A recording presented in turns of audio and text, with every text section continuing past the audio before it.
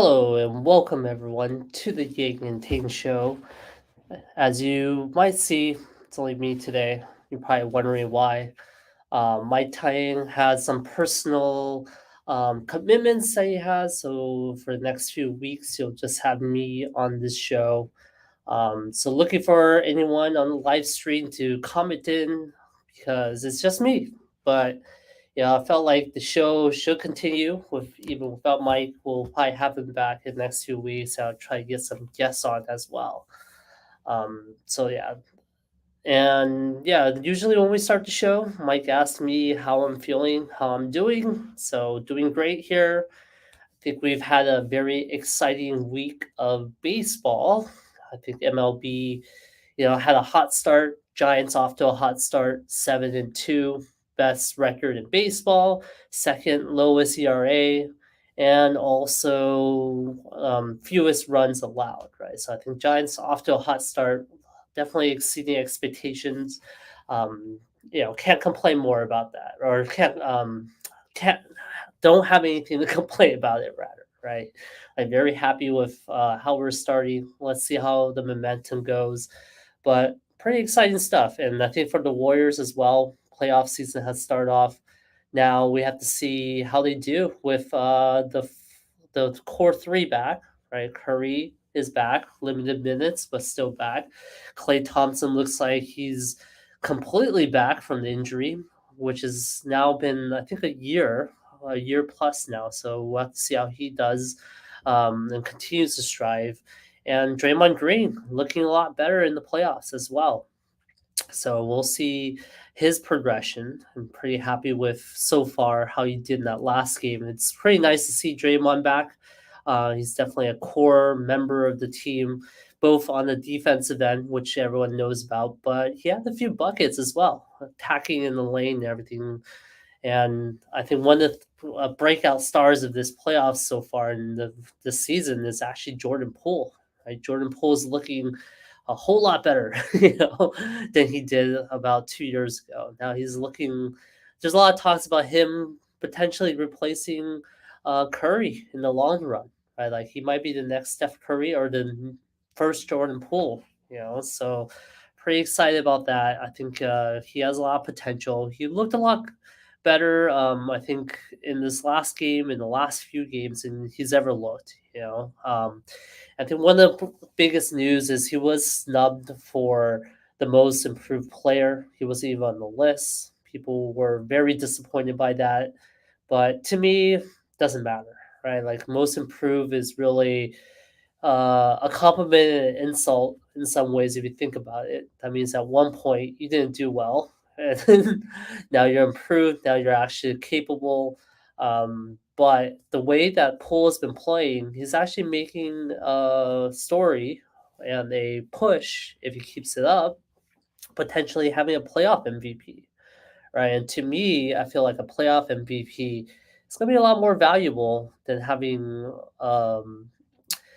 this most improved player type of accolade, right? So we'll see how it goes, see how things progress.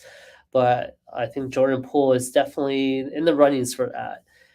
And overall, I think the new core five is going to be Poole, Draymond, Curry, Clay, and Wiggins, and potentially see them on the court together is exciting stuff for all Warrior fans, right? Like all Warrior fans are gonna be really happy to see them play together. I think Kevon Looney has also made it into that rotation, right? Potentially, the core six now, as it were, and Iguodala being back also makes a big difference, I think, in the playoffs.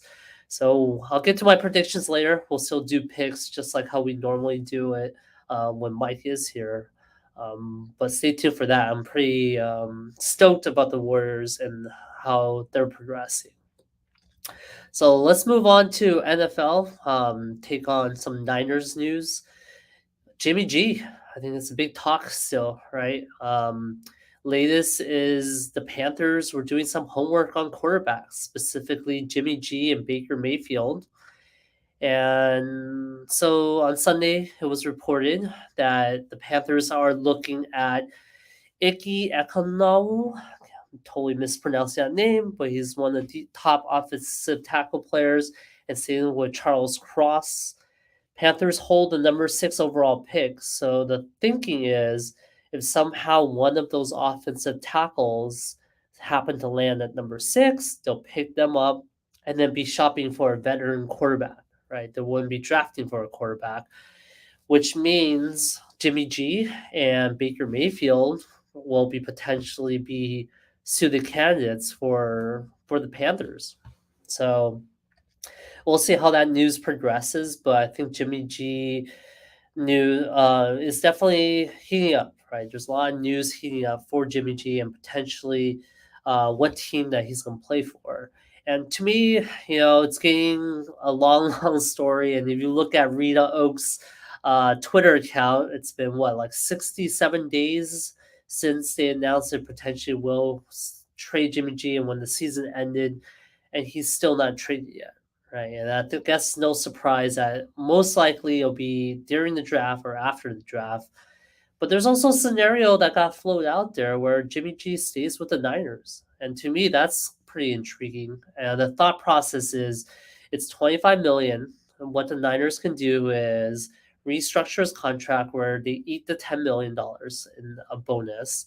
And the cap hit is only 15 mil. And he kind of stays with the team as a backup who knows the system. Trey Lance still starts. I think the drawback for this approach, though, is that Jimmy G and Lance will split the locker room, right? Essentially, have veteran players who want to win now and have their near the end of their career, or maybe at the end of their peak, they want someone like Jimmy G to kind of carry them deep into the playoffs and win now. They'll have a season or two to wait for Trey Lance.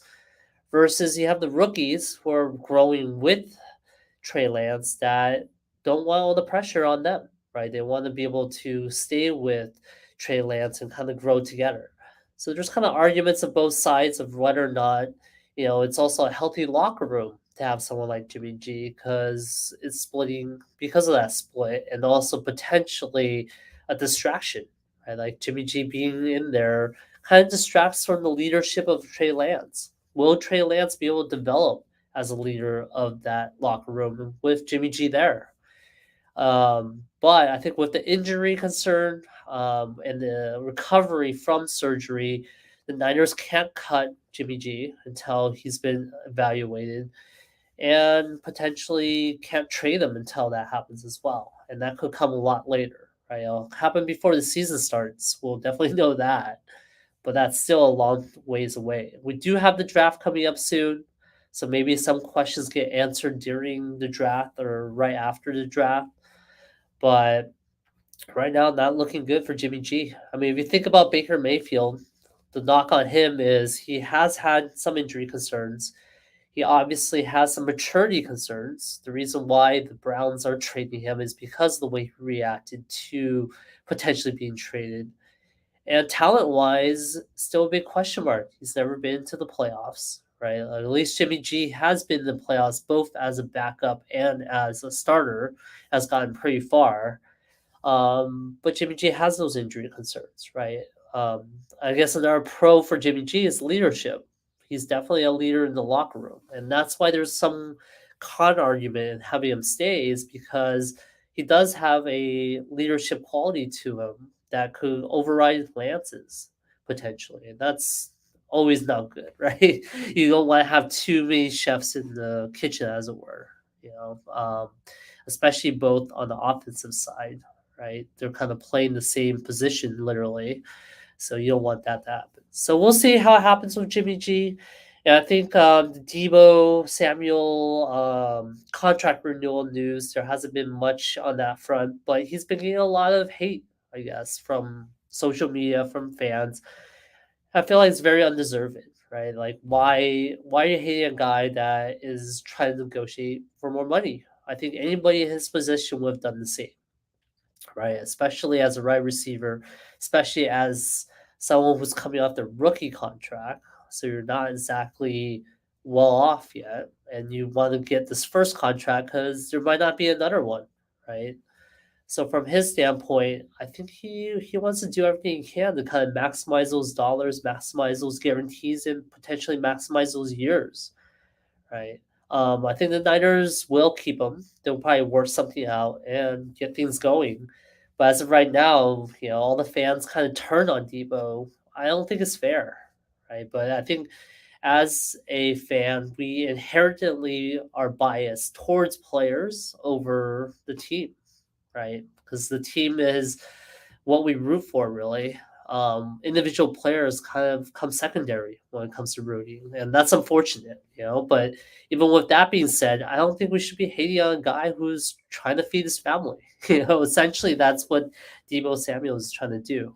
So, anyways, I think that's the Niners stuff. It's off season right now, so not too much news. I think we just have to keep track of Jimmy G, see how his trade value goes. Hopefully, we hear some more news about his injury status and his recovery status, rather, from his surgery. So yeah, I think a lot of people joined the live stream probably wondering why it's just me. Where's my team? He's on a personal leave right now. He'll be back in the next couple of weeks, but show goes on with me. So if you have any comments, want to leave questions, I'll be more than happy to answer it on the air since I'm here by myself.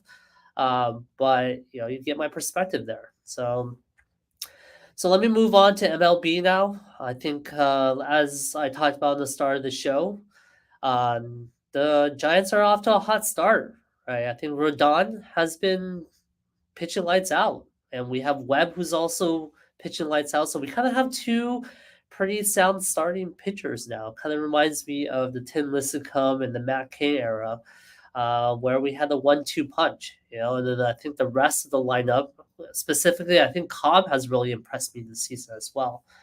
We have a comment from Jeannie Lou. Oh no, Jerry Nightmare. Haha, just kidding. Yeah, I know, right? Is it a nightmare for you or for me? I'm kind of on my own, so like all the comments, all the feedback, hey, it's all on me since I don't have a partner to kind of rely on here. But thanks for the comment there. Yeah, so 7-2, hot start. Giants looking really good. I think the guy that's really impressed me the most is actually Joey Bart. I think Joey Bart, not only stat wise, is looking a lot better. I'm actually really happy with how he's working with the pitchers. You can kind of see it with Duvall. I think Duvall's having a pretty shaky start to start the season. But after the game, you're seeing Joey Bart kind of comfort him and kind of give him the, hey, you did a really good job. I think it's really boosting Duvall's confidence, right? And he's been doing pretty good working with all the pitchers. And at the plate, he's actually looking really confident as well. Like he looks really lost, I think, the first time he was up. But now he's really impressed me. He's really exceeded all expectations at this point. Jeannie Lou says, agree. He's way better than when he was up here in 2020 or any of his random appearances. Yeah, so I think that development work is really paying off, as well as not having to live in Posey's shadow. I think it's really paid off as well, right? So I think that's the results we're seeing. And I think this goes to show that when it comes to baseball and comes to any sport really in developing players, if you're not ready, you're not ready, right? And we shouldn't be rushing people into the majors because we know it's a really hard sport either way. You're playing against the best of the best. And sometimes coaches look at you and they kind of know if you're ready or not. And I think we had to bring up Bart to kind of test him out a little bit and introduce him to the majors. One thing I was a little worried about is his play appearances in the 2020 season would have destroyed his confidence, right? Like some people get a taste of it and they completely cower, and then when they come back up, they're just never the same. And I think right now, Bart has shown that that's not the case for him. He's a guy who's here to stay. He's in the majors, and he's looking a lot better than he's ever looked. So really impressed with him. Really impressed with the Giants so far. So we'll kind of have to see how it goes as the season progresses. This next series with the Mets will be really telling. Mets is also a really hot team. Kind of bought their way with the talent, right? Different approach in the Giants. off season where we're trying to develop younger talent. They're kind of taking the Dodgers route, right, of signing guys like Scherzer and others there. So this series will be interesting. Well, it's a four-game series, so we'll see how the Giants do. But I'm pretty excited to see this series. I think it's going to be probably a 3 or 4 type of series, hopefully, especially since we have Webb and Rodon going. That's going to guarantee us two. I know Cobb is going in the first game. This Scalfante, never pronounce that dude's name. Descalfante is starting. So yeah, I think out of Desclafante and Cobb, we should get at least one win there. And Jeannie says they brought him because Buster's opt out. He just wasn't ready. He's much better now. Agreed. Yeah, I think the Buster opt out I think helped in two sense where Buster, he had twin kids, so obviously he wanted to stay off for a season, and it was also a COVID year, right? So I think for him, after that season, he was back. He was looking fresher, looking great, and last season he killed it, right? So it was good for him there.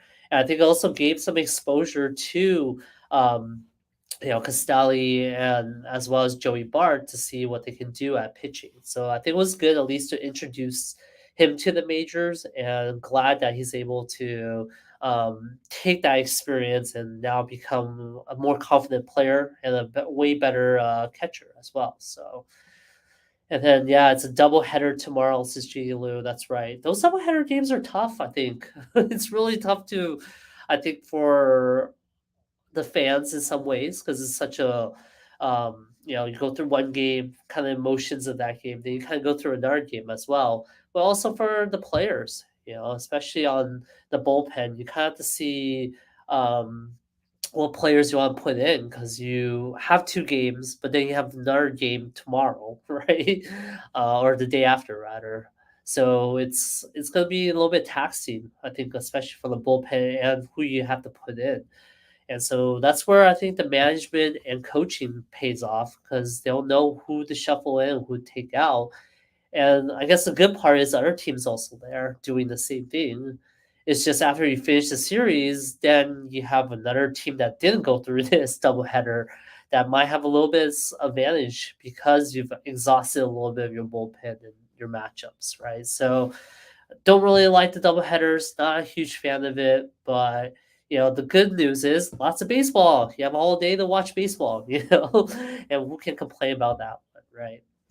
So one thing I want to talk about in non-Giants news was Clayton Kershaw, right? Since the last episode, we weren't able to talk about it since it happened over the weekend.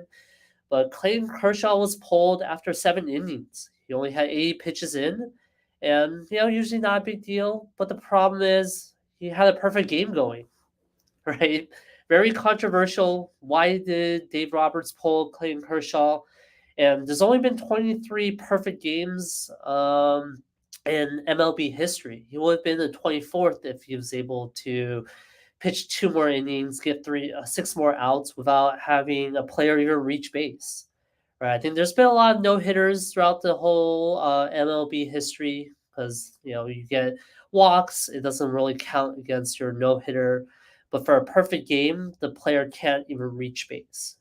So, and I think for me, even though I'm not a Dodgers fan by any means or a Kershaw fan, I thought that was kind of weak sauce. Why did Dave Roberts pull him? I can kind of see why, from a long term perspective, you don't want to burn the guy out, want him to get ready for the next series or for the playoffs, even, because we've all known Clayton Kershaw in the playoffs does melt down. It might be because of his pitch count, because of his age. So maybe he's factoring that into it. But how many times are you going to get a perfect game or an opportunity for a perfect game? So to me, I thought that was Bush League. I thought, as any baseball fan, and the point of baseball is really to entertain, right? And there's nothing more entertaining than see a perfect game. So you're kind of robbing the fans as well. So I'm not a big fan of that. I don't know if any of you are, but I just thought that was not the best move and worth talking about, right? And then Jeannie says it was because of the shortened spring training, but missed opportunity for sure. Bum would have thrown a fit if he was pulled. Yeah, I know. I think most pitchers would. Most people pitchers would throw a fit. I would have, you know. And I know Clayton Kershaw to the media was saying that that was a agreed upon decision between him and Dave Roberts, but that feels like the company line. Like, who would actually bury their manager, their skipper there, right? So I think that was no choice but for him to say that. So I kind of give him props for taking the professional route in a lot of ways, but yeah, it was a bummer. I thought that was a big bummer for Clay Shaw for baseball altogether, so, right? Or Clayton Kershaw rather. All right, so I think last thing to talk about in baseball, this was all over headlines. People probably saw, but third baseman Antoine Richardson got ejected after a big confrontation with Padres third base coach Mike Snitched Schultz. And it sounds like it wasn't the last time that Mike had that incident. And I think there was a lot of talks about how there were some racist undertones, right, of this ejection. The way it happened, very unfortunate as well. From Antoine Richardson's side of the story is Mike was going into the dugout, was looking for Alex Cobb for some reason, and all Antoine said was, "Hey, how can I help you?" Right? He was actually Mike was getting into the dugout of the Dodgers and or sorry of the Giants, which people don't do, right? You don't go to someone else's dugout in the middle of a game. And so Antoine Richardson, Antoine, I kind of agree with you. Why was he trying to get in there? And then I think Mike was reacting pretty poorly when Antoine asked him about that. He was saying things like, "Okay, get control your guy," or like, watch his role, like something like that. That really set off Antoine, right? And then for some reason, Antoine's the one that got ejected from the game, right? So I thought that was questionable at best. And baseball really needs to think about how they eject people because that was, I thought, a weak move. That shouldn't have happened, but that's, I guess, the way it is, right? So, what do you guys think that are on the live stream? Was that something that you expected? What was your initial reaction? Mine was pretty shocking, when I first saw it. So, um,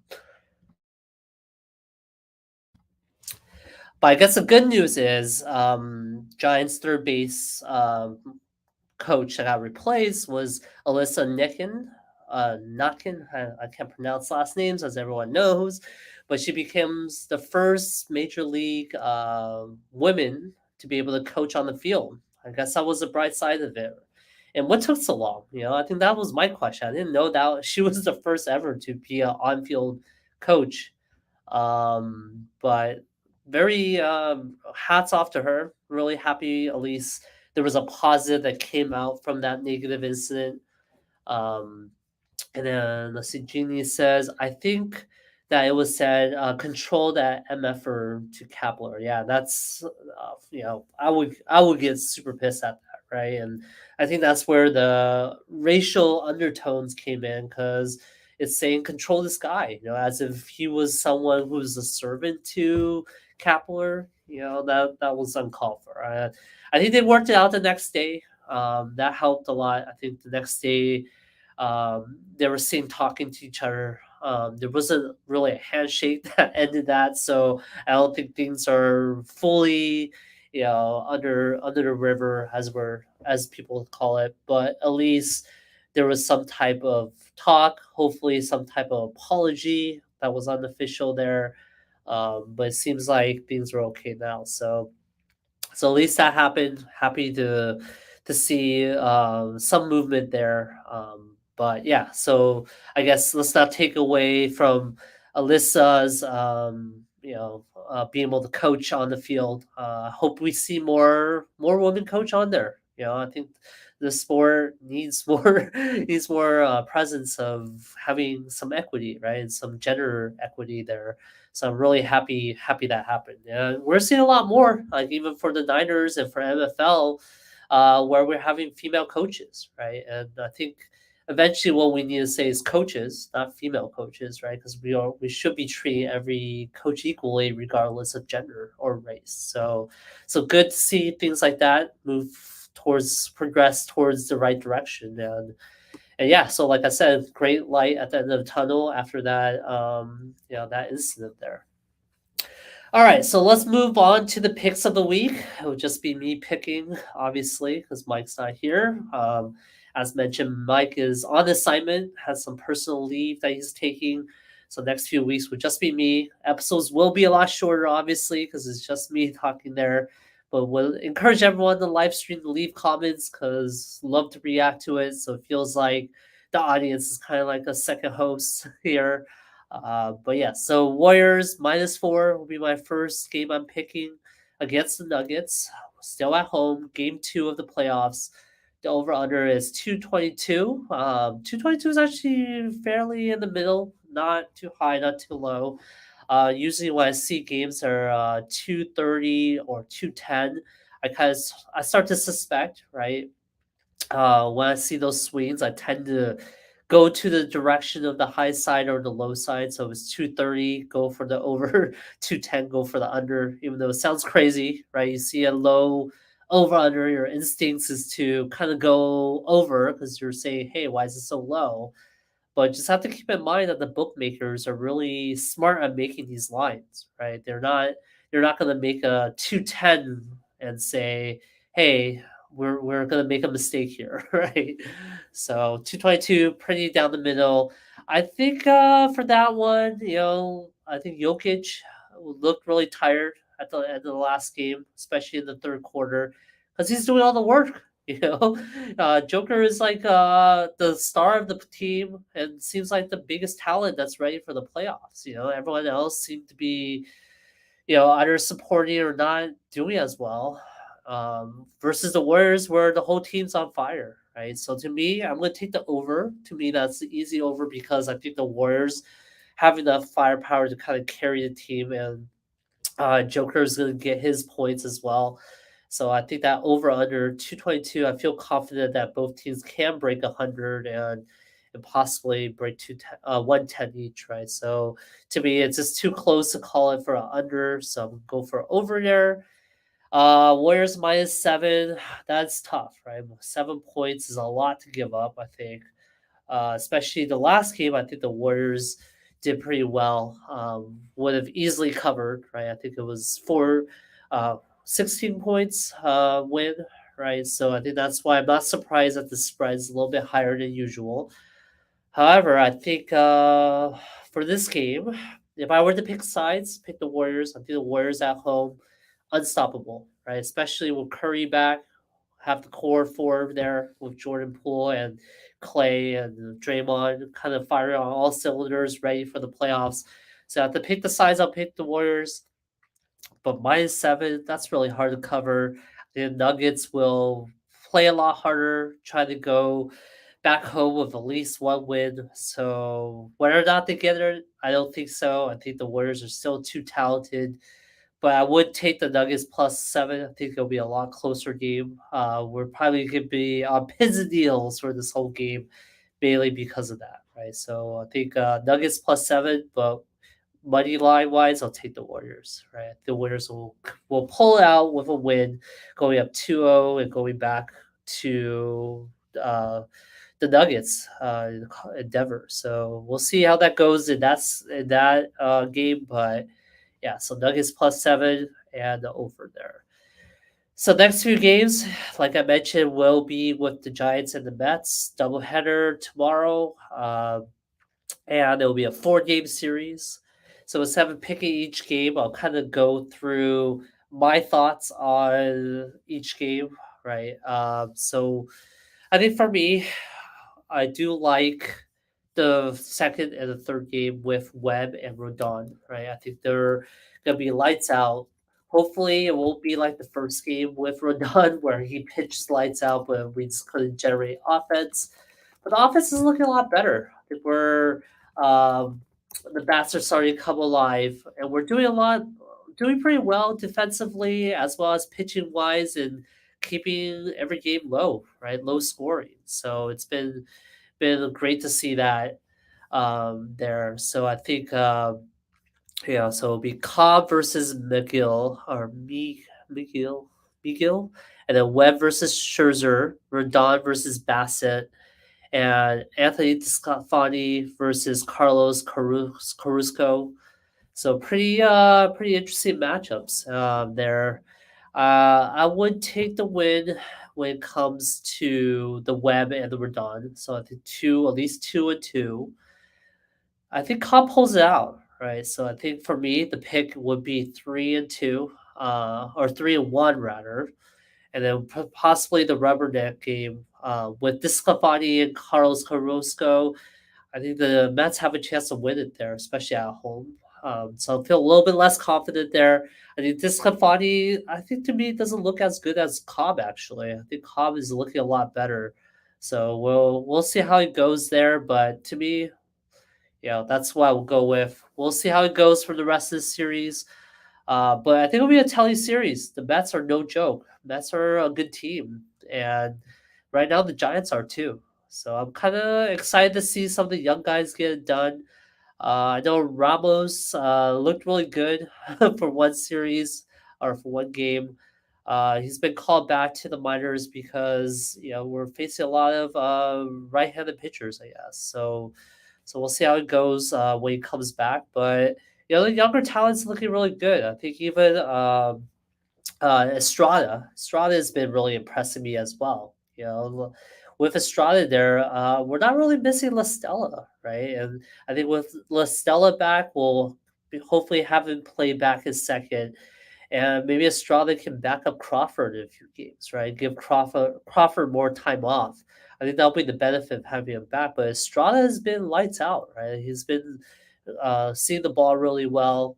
And so far, I think the bats have been heating up, right? I think the part that I'm a little more worried about is the bullpen, as always.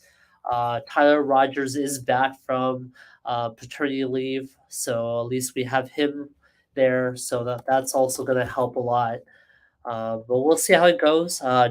Peterson's been, looking really good as well, getting our bats there. And Belt in the last game has really stepped it up too. So right now, I'm feeling pretty good about the hitting as well as the defense improving. I think the first series was a little rocky. They had a few mistakes there, but they've really picked it up on the defensive side. So Giants looking really great there. All right, so want to give a shout out to G and Lou. Thank you very much for all your comments as always. I think one more comment from Ginny is you gotta work on your pronunciation. So yeah, I know. You know, Pronouncing names has never been my forte, as it were. Right? I'm surprised I'm able to pronounce some of those names there. I think what really throws me off is really some of the Spanish names. It's really hard for me. Even though I took 3 years of Spanish, you would think I would know how to roll my R's and pronounce names pretty well, but I don't. So that really throws me off there. But yeah, I'll try to work on it as you said. So, but yeah, thank you, G. Lu, for tuning in. All right, so please hit the subscribe button on YouTube. If you're watching me on Facebook, which I think most of you are, please go to our YouTube channel, hit the subscribe, and give us some likes, give us some clicks there. We're trying to build up the YouTube page, so that helps with the algorithm. Hopefully, you guys enjoyed this episode. I'll try to get some guests on. If you feel like you want to be on the show with me, send me a message on Twitter. Right, I definitely check my Twitter account a lot more than I check a YouTube page and stuff like that. So please hit the like, subscribe button on YouTube as well as on our Spotify, Google podcasts, and Apple Podcasts. We're trying to leave us a 5-star review. We do actually have a voicemail feature that we're out there. So I can kind of set the link out for that as well. Would love to hear some voicemails from you all and be able to answer questions live with your voicemail too if you don't feel like calling in. So I think for our next show, I might do a call in. We'll kind of see how things go. But I think for right now, being by myself, this is kind of the format. So hope you all enjoyed this episode and hope you tune in next time. Thanks a lot.